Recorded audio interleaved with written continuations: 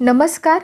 खग्रास चंद्रग्रहण भारतामध्ये दिसणार आहे, त्यामुळे आपण याचे नियम पाळणे आवश्यक आहे. तर मी सर्व काही संपूर्ण माहिती आज ह्या व्हिडिओमध्ये सांगणार आहे. तर शेवटपर्यंत हा व्हिडिओ पहा. तुमच्या सगळ्या प्रश्नांची उत्तरे ह्या व्हिडिओमध्ये आहे. तर आता सुरुवात करूया.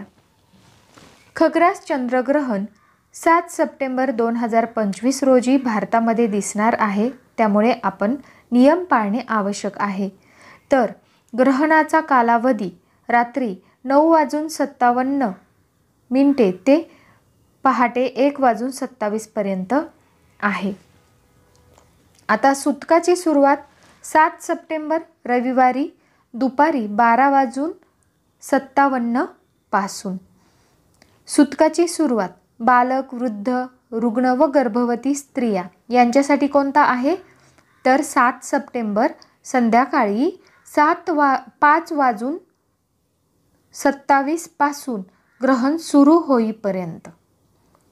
ग्रहण भारतात दिसणार असल्यामुळे ग्रहणाचे नियम पाळणे आवश्यक आहे. तर आता ग्रहण काळात काय करावे आणि काय करू नये?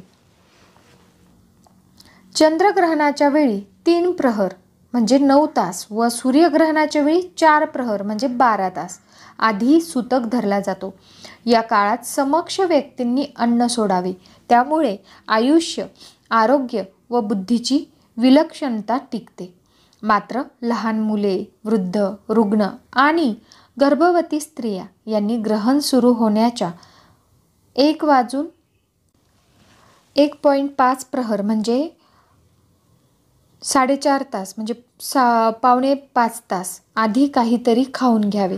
त्यानंतर अन्न घेतल्यास आरोग्यावर गंभीर परिणाम होतो. आता गर्भवती महिलांनी तर विशेष खबरदारी घ्यावी. सूतक सुरू होण्याआधी जे अन्नपदार्थामध्ये कुश, तीळ किंवा तुलसीचे पाने टाकली जातात ते दूषित होत नाही. दूध किंवा दुधाचे पदार्थ यामध्ये मात्र तुलसी किंवा तीळ टाकू नये. कुश टाकलेले पाणी सूतक काळात वापरता येते. आणि ग्रहण काळात करू नयेत अशा कोणत्या गोष्टी? जर काळजी घेतली तर थोड्याशा वेळात फार पुण्य मिळते, सुखमय जीवन होते. पण जर चूक झाली तर मोठे दंड भोगावे लागतात. 1. ग्रहण काळात जेवण करणारा अधोगतीला जातो. 2.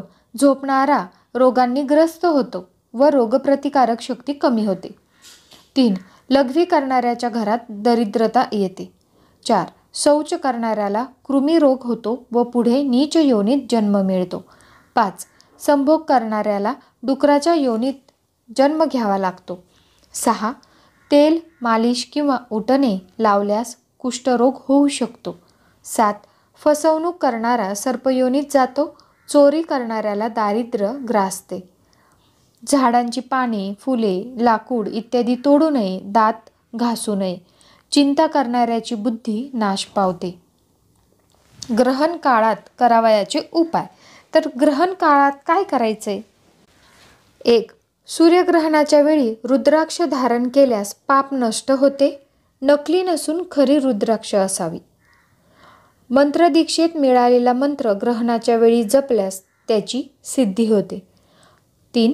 महर्षी वेद व्यासजी म्हणतात, चंद्रग्रहणाच्या वेळी केलेला जप 1,00,000 पट फळ देतो. सूर्यग्रहणाच्या वेळी केलेला जप 10,00,000 पट फळ देतो. गंगाजल जवळ असेल तर चंद्रग्रहणाचा जप 1 कोटी पट आणि सूर्यग्रहणाचा जप 10 कोटी पट फळ देतो. म्हणूनच यावेळी मंत्रजप, ध्यान, मौन, प्रभुस्मरण केल्यास अनंत गुणाकार फळ मिळते. ग्रहणानंतर स्नान करणे आवश्यक आहे. ग्रहण झाल्यानंतर स्नान नक्की करायचं आहे सगळ्यांनी. विलक्षण मेधाशक्ती वाढविण्याचा प्रयोग नारद पुराणानुसार ऐकूया. सूर्यग्रहण व चंद्रग्रहणाच्या वेळी उपवास करावा.